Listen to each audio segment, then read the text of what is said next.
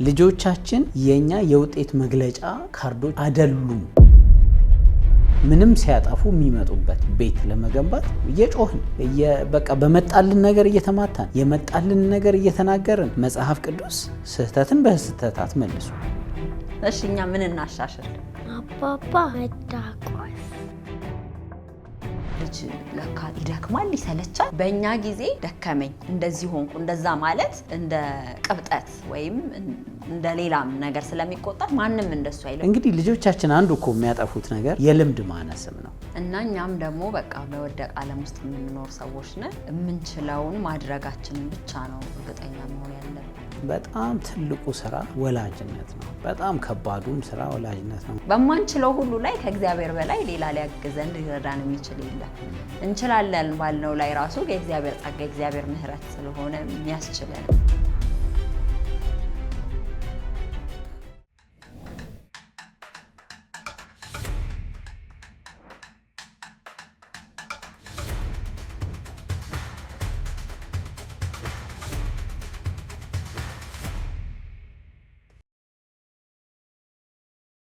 ሰላም የሰማይ ፋሚሊ ወዳጆቻችን፣ ዛሬ እናቴን ማህደር ግርማና አባቴን ጌታው አማረ ቤት ውስጥ የምናረጋቸውን ደስ የሚሉ ነገሮች እነግራቸዋለሁ።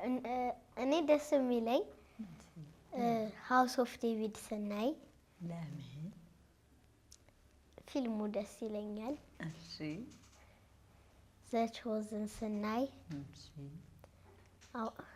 ከአባቴ ጋር ስጫወት ከእናቴ ጋር ስውል።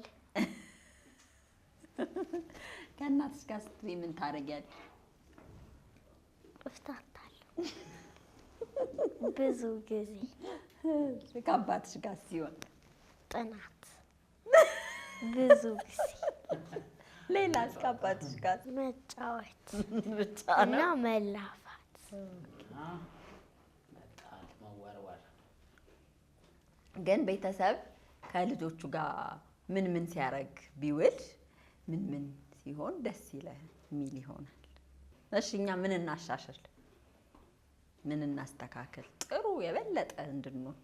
አባባ መዳቆስ ከወላጆቼ ጋር እንድቆዩ እጋብዛቸዋለሁ።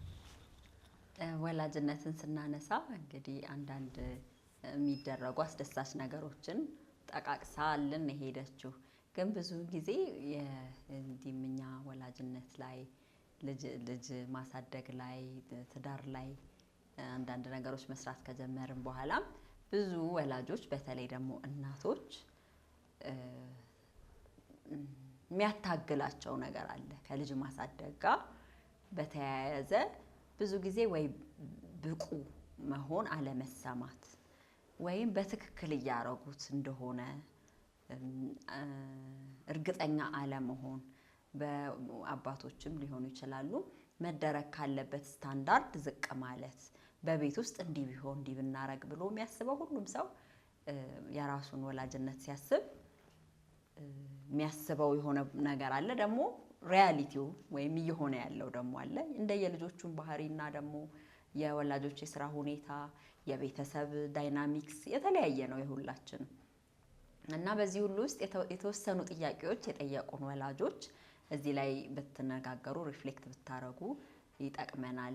ዴይሊ ላይፋችን ላይ እንዴት መኖር እንዳለብን፣ ከልጆቻችን ጋር ጊዜያችን እንዴት ማሳለፍ እንዳለብን፣ ሆን ብለን ደግሞ አንዳንድ አጋጣሚዎችን እየተጠቀምን ልጆችን መምራት እንድንችል የሚረዱ ሀሳቦችን አንሱ በተባልነው መሰረት ልክ ነው ያነሳሽው ጉዳይ። እኛም እንግዲህ እንደ ወላጅ የሆኑ ቦታዎች ላይ ያለ መብቃት ስሜት፣ የኩነኔ ስሜት፣ የነገሩ ሉዝ የማድረግ በቃ የማምለጥ የመሸነፍ ስሜት የሚፈጠርበት ጊዜ አለ። እንግዲህ በዓለም በጣም ትልቁ ስራ ወላጅነት ነው። በጣም ከባዱም ስራ ወላጅነት ነው። ምክንያቱም እጃችን ላይ የመጡት ስጦታዎች፣ ፍጥረቶች በጣም የተወሳሰቡ የተለያየ ስጦታ ያላቸው የተለያየ ዓላማ ይዘው የመጡ ስለሆኑ ያንን እንግዲህ መጽሐፍ ቅዱስ እንደሚል ልጅን በሚሄድበት መንገድ ምራው፣ ባደገም ጊዜ ከእርሱ ፈቀቅ አይልም እንደሚል ደግሞ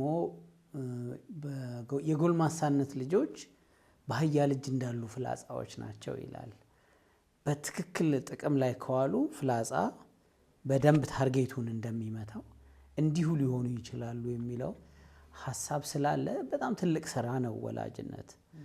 በሱ ምክንያት መደናገጥ፣ መረበሽ፣ ትክክለኛው መንገድ ውስጥ ነኝ ወይ፣ ይህኛው ልጅ እንዲህ ማለቴ፣ ይችኛዋ ልጅ በዚህ መንገድ መምራቴ ልክ ነው ወይ፣ ምን መጨመር ምን መቀነስ አለብኝ፣ እድሜያቸው ሊያመልጥ ነው፣ አመጋገቡ፣ የስነ ምግባር ጉዳዩ፣ መንፈሳዊ ህይወታቸው፣ ትምህርታቸው በጣም ያሳስበናል። ብዙ አስጨናቂ ነገሮች ስላሉ ወላጅን ይሄ የልጆች ማሳደግን ልጆቻችን የኛ ሪፖርት ካርዶች ወይም የውጤት መግለጫ ካርዶች አይነት እስኪመስሉን ድረስ ይፈትነናል። በተለይ ደግሞ ይሄኛው ጄኔሬሽን የበለጠ በርደን ውስጥ ወይም ኃላፊነት ልለው አልችልም፣ ሸክም እንደ ሸክም የሆነበት ነገር ያለ ይመስለኛል። ምክንያቱም ከኛ ካደግንበት በተለየ መንገድ ለማሳደግ የልጆችን መብት የልጆችን ሀሳብ ለመስማት ቁም ነገር ነው የሚያወሩት የሚፈልጉት፣ ፍላጎታቸው ማዳመጥ ማለት ከዘመናዊነትም ጋር ከትምህርትም ከመሻሻልም ጋር የመጣ መንቃት ስላለ በዛ በኩል ለማሳደግ ሲኬድ እንትንም ማጣት መለኪያ ማጣት ወደ ኋላም ዞር ብሎ የሚታይ ልምድ አንዳንድ ወላጆች በብዛት ማጣት ይኖርና አንዳንዴ በጣም ተለጥጦ ይሄዳል እና በዚህ መሀል ብዙ ወላጅ በብዙ ጭንቀት ውስጥ ግራ መጋባት ውስጥ ወይም ደግሞ ተስፋ ፍራስትሬት ማድረግ ውስጥ በቃ እንደዚህ ነው እንደዛ ነው ማለት ውስጥ ይገባል። እኔ ሁል ጊዜ የሚያጽናናኝ ሰው ስለሆነን ይሄ ልክ ነው ማለት ፐርፌክት የሆነ ነገር ልናረግ አንችልም እና በዛ አለመቻል ውስጥ ነው እግዚአብሔር የሚጠራን። ሙሉ መቻል ያለው እግዚአብሔር ብቻ ነው እና እኔ ሁሌ ልጆቼን በትክክል ልመራ፣ ላሳድግ፣ ልወድ፣ ልከታተል፣ ልንከባከብ አልችልም። ይሄ አቅምም የለኝም። ግን የሚችለው እግዚአብሔር በእኔ ውስጥ አቅም እየሰጠኝ ጸጋ እየሰጠኝ ይቅር እያለኝ እንደገና የሚሄድበትን ጎረስ እያረገኝ እንደገና ኃይል እየሰጠ ነው የሚያራምደን እና የመጀመሪያው የሚመስለኝ እኔም ገና በተለይ ትንንሽ ልጆች በነበሩ ጊዜ ወይኔ ልጅ ለካ ይደክማል ይሰለቻል።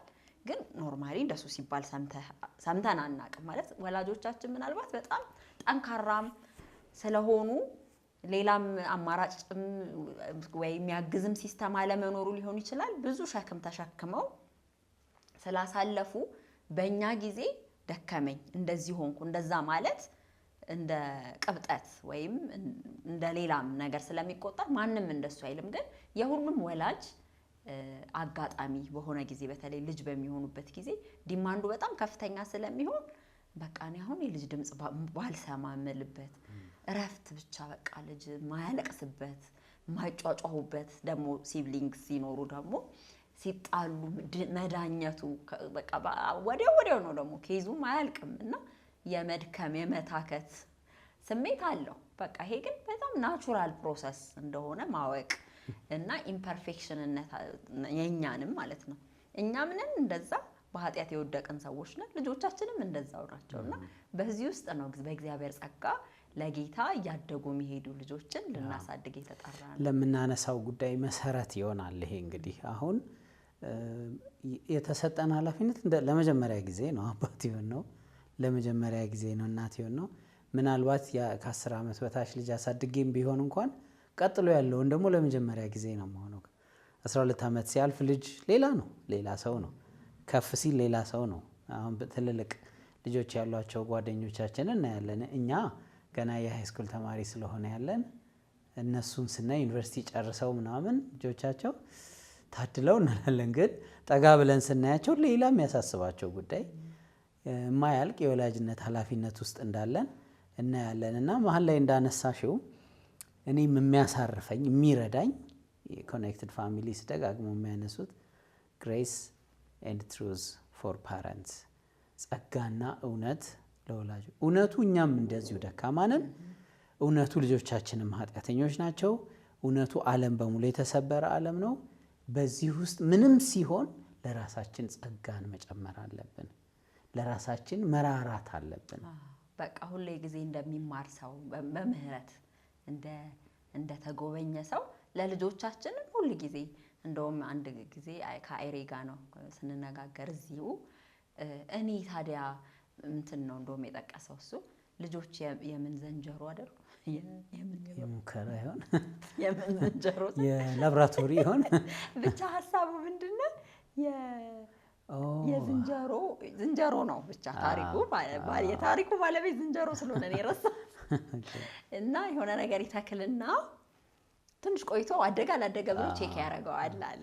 የዝንጀሮ ድንች ወይም የዝንጀሮ አትክልት ዝንጀሮ የሚተክለው ነገር እንደሱ ሊሆን አይችልም ማለት it takes time እድገት መብሰል መለምለም ፍሬ ማፍራት ጊዜ የሚፈጅ ነገር ነውና እኔ ያልታገስኳቸው ማን ሊታገሳቸው ይገባል። እኛም ደግሞ እንደው የእውነት ራሳችንን ስናይ ከጌታ ጋር ብዙ ምህረት ብዙ ይቅርታ የተገባን የተሰጠን ሰዎች ስለሆነ ልጆችንም በዛ ምህረት በዛ ይቅርታ እንደገና ሊስተካከሉ እንደሚችሉ ነገ የተሻለ ሊሆን እንደሚችል በማሰብ ለማሳደግ ወገባችንን አሰርማለን። አንዱ እንግዲህ የሚያሳስበን ልጆቻችን አድገው ምን ይሉን ይሆን? ባንተ ምክንያት ነው እንደዚህ ያልሆንኩት፣ ይሄንን ስኪል ያላወቅኩት፣ መንፈሳዊ ህይወቴ እንደዚህ ሆነው። በአብዛኛው ግን ካደግን በኋላ ወላጆቻችንን የምናደንቅ ሰዎች ነን ይሆን? በአብዛኛው እንደው እግዚአብሔራዊ ወላጅ ለመሆን የተጣጣረ ወላጅ ሁሉ በልጆቹ ይመሰገናል። እንግዲህ መካከለኛው የልጅነት እድሜ ላይ በተለይ ቲኔጅ የምንለው አካባቢ በአብዛኛው እዛ እድሜ ላይ ያሉ ልጆች ወላጆቻቸው የበደሏቸው ያልነቁ የማያውቁ ይመስሏቸዋል። ግን ከ19 ከ20 ሲያልፉ በአብዛኛው አባቴ ልክ ነበር ለካ እናቴ ይሄን ስታደርግ ትዝ ይለኛል። ብዙዎቹ እኔ ወጣቶችን ኢንተርቪው ሳደርግ የወላጅ ውጪ ትዕግስት ነው የሚያስገርመኝ ይላል። ስለዚህ የዘራነው ዘር እንዳልሽው ቀስ ብሎ ይመጣል፣ ተስፋ አለ የሚለው አንዱ ለራሳችንም ጸጋ የምናበዛበት መሬት የምንይዝበት ነው። ይሄ ሲሆን የተሻለ ወላጅ ስለሚያደርገን ነው መግቢያው ላይ ረዘም ያደረግ ነው። ቀጥሎ የምናነሳቸው ጉዳዮች ለምሳሌ ልጆችን መቅጣት ጉዳይ አንዱ የተጠየቅነው እሱ ስለሆነ ቅጣት ኮሬክሽን ነው፣ ልጆችን ማስተካከል ነው፣ ወደ መንገዳቸው መመለስ ነው።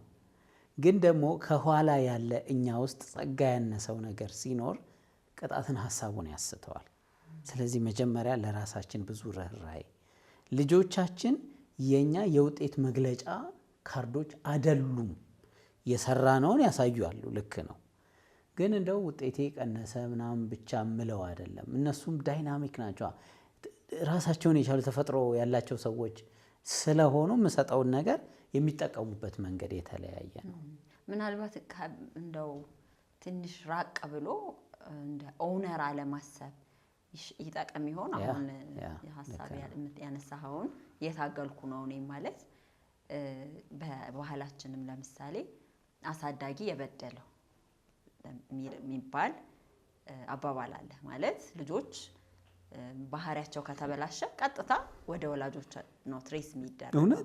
እውነትነት አለው ድርሻ ስላለ። ስለዚህ ከዛ ይዘን ነው እኛም አሁን የሆነ ልጆቻችን የሆነ ነገር ሲያደርጉ ስለ ልጆቹ ሳይሆን ወዲያውኑ ስለ እኔ ይሆናል ሀሳቡ በሙሉ እኔ እንዴት እንዳሳደግኩ በሰዎች ፊት ጀጅ የምደረግበት ነው ብሎ ማሰብ በጣም እንትን ይመስለኛል። ግን እስቲ አስቢ፣ አሁን ለምሳሌ የናፍቆትን ውጤት ስናይ ነበረ። ያ ትልቅ ውጤት ሙሉ በሙሉ በእኛ የመጣ አይደለም። አላት፣ ጭንቅላት አላት። እሷም ትንሽ ረድተናት ይሆናል። አስባ አጥንታ ያገኘችው ነው፣ የተደገፈችው አለ። ሁሉንም እኛ ውጤቱን ልንወስደው አንችልም። ልክ እንደዚሁ ልጆቻችንም ደግሞ መስመር በሚስቱበት ጊዜ ሁሉንም እኛ ልንወስድ አንችልም። የአዳም ልጆች ናቸው። አዳም ይውሰዱ፣ እዛው ይውሰዱ። እንደው የእኛን ድርሻ ሳንረሳ ነው። አሁን ቀጥሎ የምናነሳውም እኮ የእኛኑ ድርሻ ነው። ግን ጸጋና እውነት ያስፈልገናል። ወላጆች መሬት መያዝ አለብን። እንደሱ ሲሆን ነው ስንመክር፣ ስንቀጣ፣ ከልጆቻችን ጋር ስንገናኝ ጤና ያለው ግንኙነት የሚኖረን። አሁን ከዚህ ከዲሲፕሊን ጋር ወይም ከማስተካከል ከማረም ጋር በተገናኘ ብዙ ወላጅ የሚያነሳው ምንድነው? ስቀጣ በንዴት ቀጣለሁ እና ከዛ በኋላ ልክ ያለ መሆን ስሜት ይሰማኛል፣ እንዴት ላድርግ ብለው የጠየቁን ወላጆች አሉ። እንግዲህ ልጆች ሲያጠፉ አለመናደድ መቻሉን እርግጠኛ አይደለሁም። እንዴት አድርጉ ነው የምትሉን የተረጋጋችሁ ሰዎች? እንግዲህ ልምምድ ነው። አሁን በጣም የሚረዳን የኮኔክትድ ፋሚሊስ ሀሳብ ልክ እንደሱ ሲሆን የመጀመሪያ መጠየቅ ያለባችሁ ዋትስ ጎይንግ ኦን ኢን ሚ፣ ምንድን ነው ውስጤ እየሆነ ያለው የሚለውን ስም መስጠት። አንቺም ጎበዝ ነሽ እሱ ላይ። እየተበሳጨሁ ነው፣ ልጆቼ እያናደዱኝ ነው፣ ይሄ ያደረጉት ነገር የሚያመጣው ጉዳት፣ ለቤተሰቡ የሚያመጣው ኪሳራ ብዙ ነው፣ በዚህ ምክንያት እየተበሳጨሁ ነው፣ ስሜቴ እየጋለ ነው። ስም መስጠት። ስም ከተሰጠው የምንወዳቸው ልጆች ላይ ክፉ ነገር አናደርግም። እንግዲህ ደጋግመን የምናነሳት ያቺ ሴት ልክ እንደሱ ልጆቿ ሲያናድዷት ሎሽን አንስታ እጇን እሽት የምታደርገው። ሌላ ወላጅ ግን ምንድን ነው ያለች እንደሱ ስታወራ? በተለይ ከእርስ በርስ ግጭት ጋር በተገናኘ ማለት ነው። የወንዶች ልጆች ስላሏት በደንብ ይደባደባሉ እና ደም መፋሰስ ደረጃ ይደርሳሉ እና እነሱ ተደባድበው ምን ብለው ጓደኝነታቸው ይቀጥላል። እና እኔም እንግዲህ መጀመሪያ እኛ መሬት እንያዝ የምለውን ሀሳብ ሳነሳ ጎሽ የኔ ልጅ አደማኸው አይደል ወንድምህን ልበለው አለች። በደንብ ተሰምቶኛል። እውነት ነው። በዛ በተለይ እንግዲህ ካኒማጅን ልጃችን ተጎድቶ ደሙ ፈሶ ስናይ በቁጥጥራችን ስር ለመሆን ይቸግራል፣ ግን ግዴታችን ነው።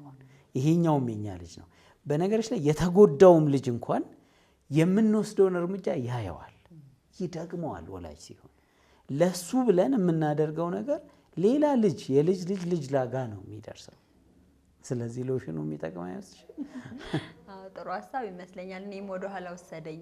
እኔ ካለፈ በኋላ ነው የደረስኩት ዳግም እና ባርኮት ልጅ ሆነው ነውና ነክሳው ኳስ ሊያወጣ ለእሷ ነው ደግሞ ለእሷ ብሎ ኳስ ሊያወጣ ሲገባ ከኋላ ነከሰችው እና የጀርባው ምልክቱ ላይ የጥርሷ ምልክት አለ እና እኔ ያንን ሳይ ለእሷ ብሎ ብዬ ገና ብኖርማ ምን ሊሆን እንደምችል ከዛ ልቀጣት ስል ግን እሱ በቃ ተይው አልፏል ብሎ ምህረትን፣ ፍቅርን፣ ይቅርታን አሳየኝ ለእኔም የሚሆን ማለት ነው። እና ቅጣትና ንዴት ከተገናኙ የምናስበውን ውጤት አናገኝም። ይሄ እርግጠኛ የሆነ ነገር ነው።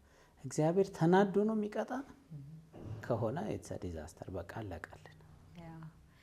አዎ እንግዲህ በእኛ ባደግንበት ጊዜ ወላጆቻችን ከብዙ አይነት ጫና የተነሳ እርርድብን ሲቀጡም ሲገርፉም ምን ሲሉም አንጀታቸው የራሰ በሚመስል እንትን ድብን ያደርጋሉና እኔ እሱ ስሜት ተሰምቶኝ ያውቃል። ወይኔ እንደዚህ እኔም ደገምኩት ማለት ነው። ያንን ይሄ የማረርና ለመወጣት የመፈለግ ነገርን ማለት ነውና ተፈጥሯዊ ነው። የእግዚአብሔር ቃል እኮ እያዘዘን ስለሆነ ነው። አሁን ራሱን የሚገዛ ከተማን ከሚገዛ ይበልጣል ማለት ይህ አሁን ያልሽውን ስሜት ጸጥ የሚያደርግ ቻናል የሚያደርግ ወደ ተሳሳተ ቦታ እንዳይሄድ ለልጆቻችን ነው አይደል? ብዙ ነገር የምንኖረው የምናረገው እንደዛ ዋጋ ለምንከፍላቸው ልጆች የሚሰብር ቃል፣ የሚሰብር ቅጣት፣ የሚሰብር አመለካከት ካሳየን እንደገና በንዴትም ከሆነን በቃ ቅጣቱን በተቻለ መጠን እስከምንረጋጋ ማዘግየት፣ ተረጋግተን ማናገር እስከምንችልበት ሰዓት ልጆቹ አንደርስታንድ እንዲያረጉን ድምጻችን ራሱ ይሄ በጣም ከፍ ባላለበት ሰዓት ማረግ እስከምንችል ራሳችንን የሆነ ቦታ ማስቀመጥ። በጣም ጥሩ ምክር እኮ የመከረችን ጓደኛችን ትዝ ይልሻል። ትልቅ ቴሌቪዥን ገዝተው በሶስተኛው ቀን በኳስ ሰበሩት። በኳስ አይደለም አክቹአሊ ኳስ እያየ ልጁ በጣም በስሜት ሪሞቱን ወረወረውና መታው እና እናትየውን በጣም ነው ያደነኳት። ሶስተኛው ቀን ነው በጣም በብዙ ብር የተገዛ። አየችው፣ ኪሳራው ታያት። ገና ብዙ ጥቅም አልተሰጠም። ልጇንም አየችው። ተንደርድሬ መኝታ ክፍል ገብቻ ለቀስኳለች። እንዴት ብለህ ሴት ነች! ቴሌቪዥንም ማታ ልጇንም ጎድታ። ኪሳራ በኪሳራ መሆን የለበትም እና ስሜቷ ሲወጣ ንግግር ተደረገ እና እሱም ደግሞ እንደተሳሳተ ገብቶታል፣ ተጸጽቷል። እንግዲህ ልጆቻችን አንዱ እኮ የሚያጠፉት ነገር የልምድ ማነስም ነው። እቃ የሚሰብሩት ጡንቻቸው ገና አልሰለጠንም። ኮኦርዲኔት ማድረግ ይሄ ሲንክሮናይዝድ በሆነ ሁኔታ ነገሮችን ማስተካከል ገና ነው፣ አልሰለጠኑ። ግን ደግሞ ፍላጎት አላቸው። እኛን ማገዝ፣ እኛን ማስደሰት፣ ከኛ በረከት መቀበል ፍላጎት አላቸው። እሱ ስለሌለ ጥፋቱ ይጨምራል። እና ኢንቴንሽኑ ነው መታየት ያለበት። ለምንድን ነው እንደሱ ያደረጉት? እሺ እንደሱ ያላሰቡትን ልጆች ጥሩ ነው። አንዳንድ ጊዜ ግን ልጆች ሆን ብለው ያጠፋሉ። ልክ ነው። በተለይ ደግሞ እርስ በርስ ወንድም እህት ያላቸው ልጆች በደንብ ሆን ብለው የሚያደርጓቸው ጥፋቶች አሉና አሁን እንግዲህ እኔ ከአውትፑቱ አንጻር ወይም ከምንፈልገው ውጤት አንጻር ብናየው ይሻል ይሆናል ብዬ አስባለሁ። ማለት የምንፈልገው ቦታ የትኛው ነው የሚያደርሰን? አሁን ብዙ ጊዜ ብዙ የሚቀጡ ወላጆች ቀጥተው እዛ ጋም አይደረስም፣ የሚፈለገው ውጤት አይመጣም። ስለዚህ መንገዳችንን ቀየር አድርገን ደግሞ ብናየው የተሻለ ይሆን ወይ? እንዴት አድርገን ከልጆቻችን ጋር ብንነጋገር፣ ብንግባባ፣ ትክክለኛውን መስመር ብናሳይ፣ ቀስ ባለ አንዳንዴ አቴንሽንን ፍለጋ ነው። ያችን አቴንሽን ይወዷታል ልጆች እና እኛ በዛ ሰዓት ፉሊ ከነሱ ጋር የምንሆነውን ሪአክት የምናደርገውን ይወዱትና በተለይ በትንንሽ ሲሆኑ እንደሱ አይነት ልምምዶችን የመጨመር ነገር አላቸው። የመስበር አውቀው አይንህን እያዩ ማጥፋት አይነት ነገር አላቸውና እኔ አንዳንዴ እንደው ምንም እንዳልተደረገ የዛኔ ምንም ትኩረት እንዳጡ ሲገባቸው የሚተውበት ሁኔታ ይኖራል። እንደየልጁ ይለያያል። ስለዚህ ወላጆች የሚሰራውን ነገር ከቅጣቱ ግን የተሻለ ቅጣት ብዙ አይነቱ ቅጣት ምንድን ነው? ለየትኛው ልጅ የትኛው ይመልሰዋል? ቅጣት መመለሻ ነው አይደለ? ከእግዚአብሔር ቃል እኮ እንደሱ ነው። እግዚአብሔር የሚወደው ልጅ ይቀጣል። ዓላማው ምንድን ነው?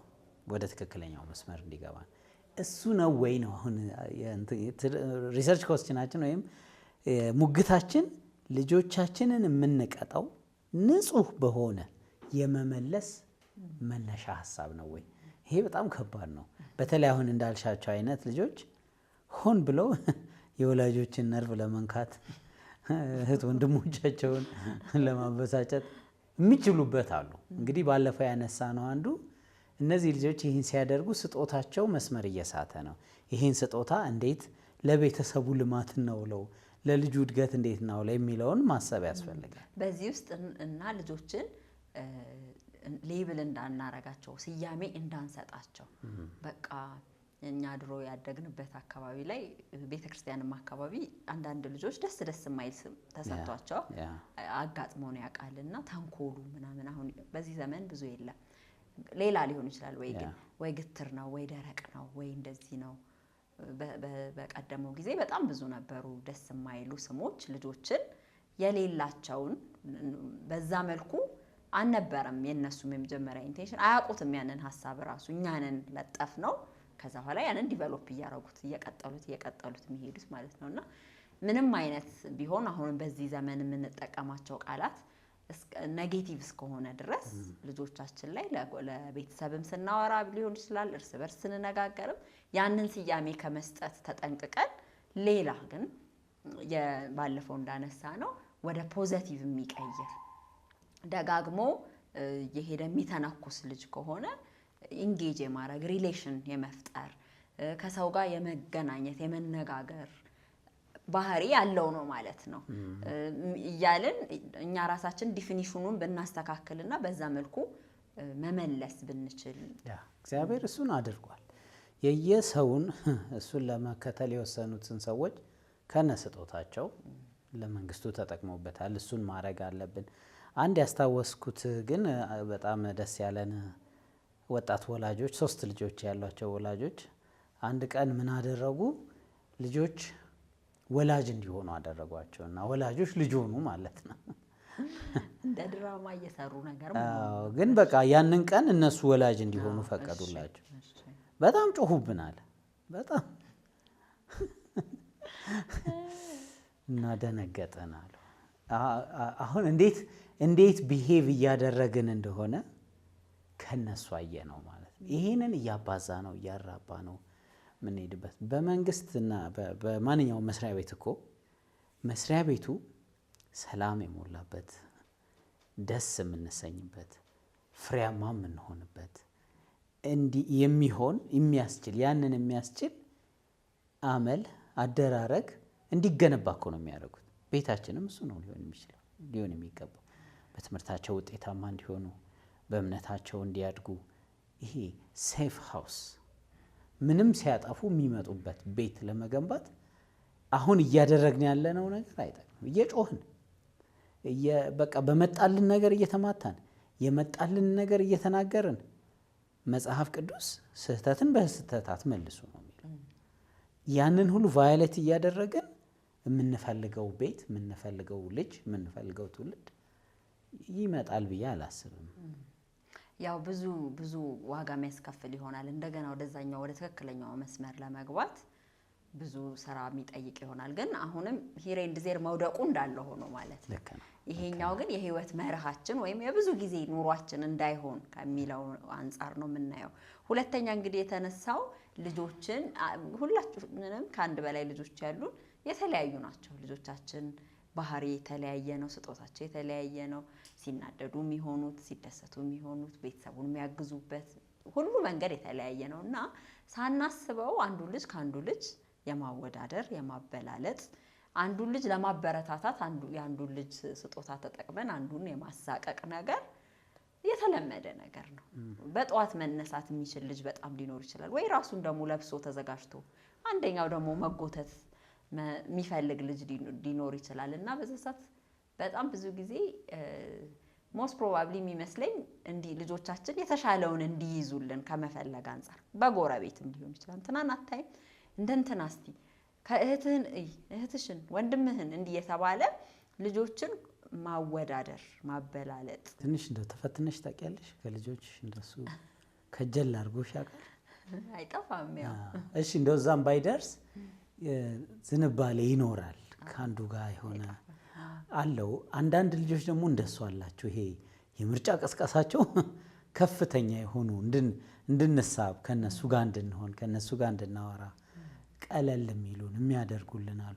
ስለዚህ ውድድሩ በንግግር ብቻ ሳይሆን በምንሰጣቸው ትኩረትም ጭምር በምንሰጣቸው ጊዜ አንዳንድ ልጆች እኮ እሱን ተርጉመው አይ አባቴ እኔን አይወደኝም እናቴ ግድ የላትም ስለኔ ይላሉ።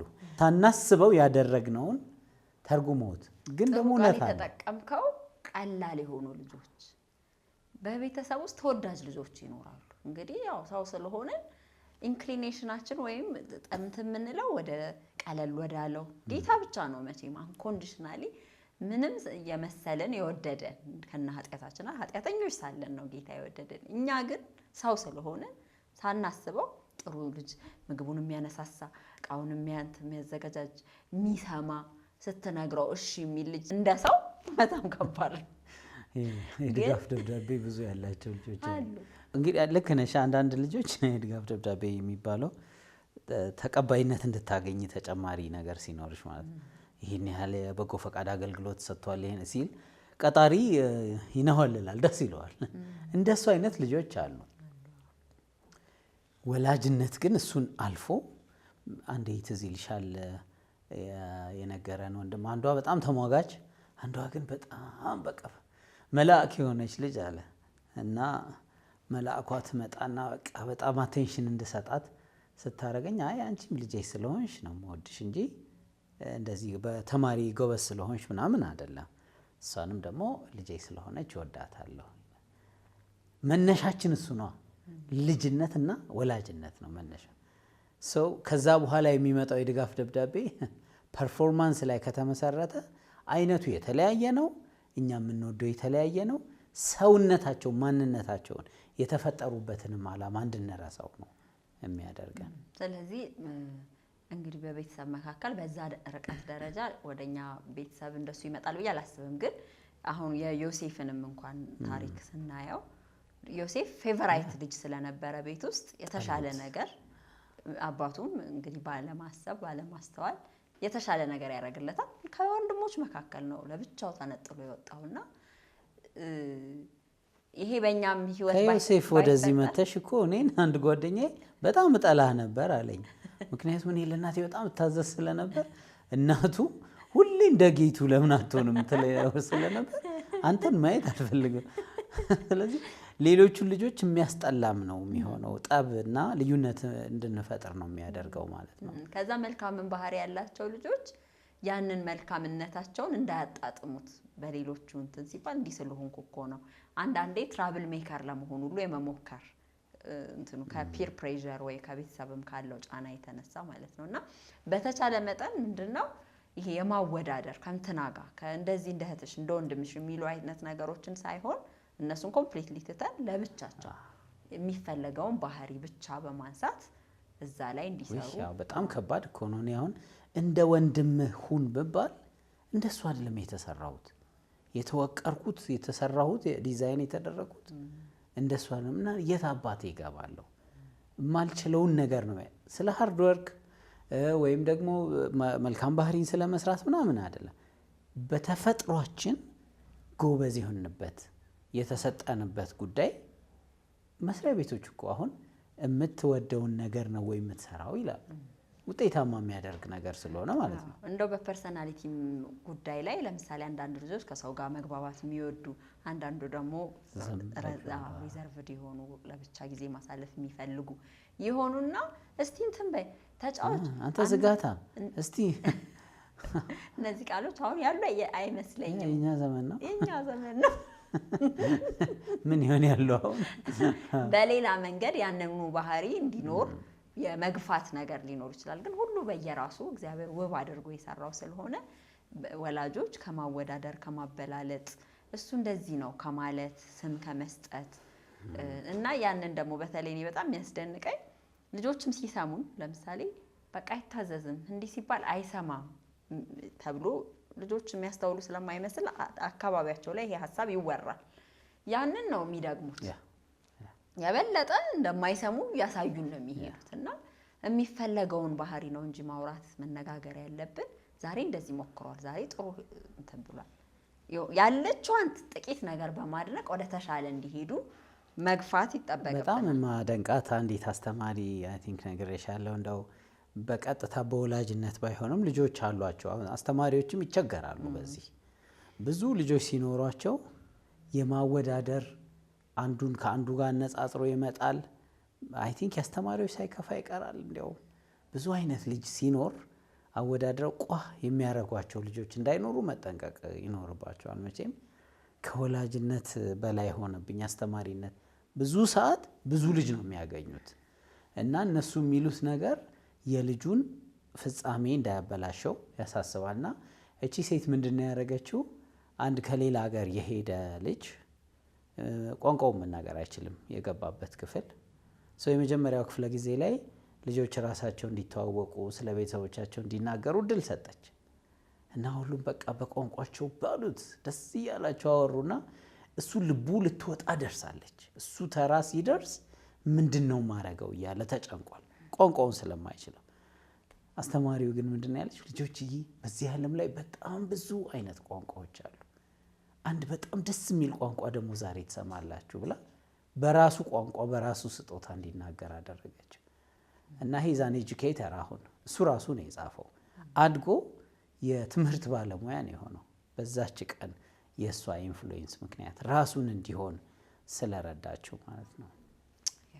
እግዚአብሔር ይርዳን እንግዲህ እና ኢንቴንሽናሊቲ ሆን ብለን ማድረግ ራሳችንን ማወቅ እንዴት ነው እያንዳንዱ ልጆቻችንን ስትሬንግዛቸውን ኳሊቲያቸውን መልካም የሆነ ባህሪያቸውን እንዴት ነው የምናይላቸው፣ የሌላቸውን ነገርስ እንዲያዳብሩት እንዴት ነው የምናግዛቸው የሚለውን በየዕለቱ እንድንመለከተው ለማበረታታት ነው እንግዲህ ይሄን የምናነሳው። ሌላው ወላጅነቴን ሳስብ በጣም መግቢያችንም ላይ እንዳነሳ ነው በጣም ብዙ እንደሚቀረኝ ይሰማኛል እና እንደሱም ባሰብኩ ቁጥር ደግሞ የበለጠ ይጫነኛል። ተስፋ መቁረጥ ደርስበታለሁ፣ ልጆቹም አደጉ እንደዚህ ሆኑ የሚል ስሜት ይሰማኛል ያለች ወላጅ ነበር። በተለይ እንደው አሁን እኛ ጌታን እንደሚወድ እግዚአብሔር እንደሚያከብር ሰው አንዱ ምኞታችን ልጆቻችን እግዚአብሔርን እንዲያውቁ መመኘት ነው።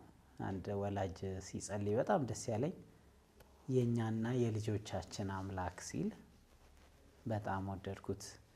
እኛን ያሳረፈ እኛን ሕይወት የሰጠ ይሄ አምላክ የነሱም አምላክ እንዲሆን እንመኛለን። አሁን ውድድሩ ብዙ ነው። ለልጆቻችን የቀረቡት ነገሮች ብዙ ናቸው። ከእግዚአብሔር ሊያወጣቸው የሚሞክር ነገርና እሱን ሲያስብ ብዙ ወላጅ ኢምፖዝ ለማድረግ በቃ እንደው በተቻለ መጠን ቶሎ ቶሎ እግዚአብሔርን እንዲያውቁ ለማድረግ ሙከራ ያደርጋል። አንዱ ይሄ የመብቃት ይሄ ልጅ ይሆንልኝ ይሆን አይሆን ይሆን ጌታን አውቆ እስከ መጨረሻ ይኖር ይሆን የሚለው ስጋት አብሮ ስለሚመጣ ማለት ነው። እንግዲህ የኛ ድርሻ ምንድነው? አሁን የጢሞቴዎስን እናትና አያት የተመሰከረለት በእናትህ እና በአያትህ የነበረውን ግብዝነት የሌለበትን እውነት እያሰብኩ ላይህ ናፍቃለሁ የተባለለት እነሱን ሰዎች ሳስባቸው ያደረጉት ነገር መሆን ነው። በመሆን ነው ጢሞቴዎስን እንደዛ አይነት ሰው ያደረጉት። ስለዚህ እኛም ከእግዚአብሔር ጋር ያለን ግንኙነት ሌላም ፕሮፌሽናል ላይፋቸውም ቢሆን ሞዴል መሆንን ከዛስ በቃ ውጤቱ ከኛ አይደለም የኛ አይደለም። እና እኛም ደግሞ በቃ በወደቅ ዓለም ውስጥ የምንኖር ሰዎች ነን። የምንችለውን ማድረጋችንን ብቻ ነው እርግጠኛ መሆን ያለብን። የምንችለው ምንድነው? በመውደቅ በመነሳት እየቻልኩት ያለሁት ወይም እያደግኩኝ ከትላንትና ይልቅ ዛሬ እየተሻሻልን መሄዳችንን ብቻ በትክክለኛው መንገድ ላይ መሆናችንን ብቻ እርግጠኛ ከሆንን ከዛ እግዚአብሔርን በማንችለው ሁሉ ላይ ከእግዚአብሔር በላይ ሌላ ሊያግዘን ሊረዳን የሚችል የለም። እንችላለን ባልነው ላይ ራሱ የእግዚአብሔር ጸጋ የእግዚአብሔር ምሕረት ስለሆነ የሚያስችለንና መደገፍ የሚሻል ይመስለኛል። አሁን ቅድም እኔ እናንተም ካፌ ውስጥ ወጣት ልጆች ስናይ እኔም አሁን ናፍቆትን ሳስባት በዛ እድሜ ወላጆች ልጅ ያላቸው ወላጆች አሳዘኑኝ በጣም። ማለት ከባድ ነው በጣም መልቀቅ ከባድ ነው። የት እንደሆኑ ሳታውቅ እርግጠኛ በእግዚአብሔር መንገድ ይሄዳሉ ወይ ከክፉ ያመልጣሉ ወይ እርግጠኛ መሆን አንችልም። ግን ያንን ህይወት ለመቋቋም የሚያስችል አቅም ሰጠናቸዋል ወይ የእግዚአብሔርን ቃል አስተምረናል ወይ የሚለው ላይ ምንችለው ላይ በተለይ እኛ ጋር እስካሉ ድረስ እሱ ላይ መስራት በምንችለው አቅም መበርታት ይኖርብናል። ተመሳሳይ ከዚሁ ጋር የተነሳ ጥያቄ እንግዲህ ብዙ ወላጅ በክርስቲያን ህይወት ውስጥ የሚኖር ወላጅ ለልጆቹ መስጠት የሚፈልገው ዋና ነገር ጌታን ማስተዋወቅ ነውና እግዚአብሔርን የሚወዱ የሚፈሩ የሚከተሉ ልጆችን ማግኘት በጣም ትልቅ በረከት ነውና ይሄንን ግን ህይወት ለማስተዋወቅ እና እንዲቀጥሉበት ለማድረግ ብዙ ቻሌንጅ አለ። እኛም እንደ ራሳችን እንደ አንድ ግለሰብ እንደገና እንደ ወላጅ ደግሞ ከሱ አንፃር ምን እንግዲህ እንዳነሳ ነው ዋናው ምኞታችንም እሱ ነው። እውነቱን ለመናገር ፕሮፌሽን ለጥቂት ዓመታት ነው የሚጠቅማቸው። ለዘላለም የሆነውን ነገር እንዲያገኙ ነው። ለሱ የኛ ድርሻ አንዱ ትኩረት መስጠት ነው። ብዙ ጊዜ የልጆች አገልግሎት ላይ የልጆች አገልጋዮች እንትን አልመጣም የቤተክርስቲያን ትምህርት ላይ ሰንዴይ ስኩል ላይ ምናምን ትንሽ አሞት ቀርቷል እና አንዳንድ አስተማሪዎች ይበሳጫሉ። ትምህርት ቤት ቢሆን ይቀር ነበር እና አሰብ አደርገዋለሁ። ኦኬ ይሄ እንግዲህ ወላጆችና ልጆች ለመንፈሳዊ ህይወት ማደግ ምክንያት ለሚሆኑ ነገሮች የሰጡት ትኩረት አንሶ ይሆን? በደንብ ለማስጠናት ፈቃድ ሞልቶ እንደሚሄደው ወላጅ የእግዚአብሔርን ቃል እንዲያውቁ እግዚአብሔርን ማመን የሚችሉባቸውን ኤክስፖዠሮች እንዲያገኙ። አሁን አንዳንዴ የኛ ልጆች የማታ ፕሮግራም ሲጠይቁ ምን ሲሉ በፈለገው መንገድ እንሄዳለን። ምክንያቱም የትኛው እድል ከእግዚአብሔር ጋር ኢንካውንተር ለማድረግ እድል እንደሚሰጣቸው አናውቅም። ስለዚህ የእግዚአብሔር ስም የሚጠራበት ቃሉ የሚነበብበት የግልም ይሁን የውጭ ማለት ነው አብዛኛው ቤት ነው የሚደረገው። ግን ሌሎችንም ነገሮች ለመንፈሳዊ ህይወት ማደግ ምክንያት የሚሆናቸውን ነገሮች ለትምህርት፣ ለፕሮፌሽን፣ ለባህሪ ትኩረት እንደምንሰጠው ለማይታየው መንፈሳዊ እድገታቸውም ደግሞ ትኩረት መስጠት ነው አንዱ። ከዛም ግን በቤት ውስጥ ደግሞ እንግዲህ ከብዙ ትግል ጋር በተቻለ መጠን ኮንሲስተንትሊ እግዚአብሔርን ቃል ለምናጠናበት ግን አንድ ማስታወሰው አሁንም ካይሬ ጋር ስንነጋገር ይመስለኛል በተለይ ትንንሽ ልጆች ላላቸው ወላጆች ልክ በድንገት እየተጫወትን ምን እያልን ነው ያላልን እንጸልይ ሲባል ሁሉም ሰው የሆነ ኮስተር ምናምን እግዚአብሔር ራሱ ቢያይ ምንድነው ደህና አልነበሩም እንዲሆን ብሏል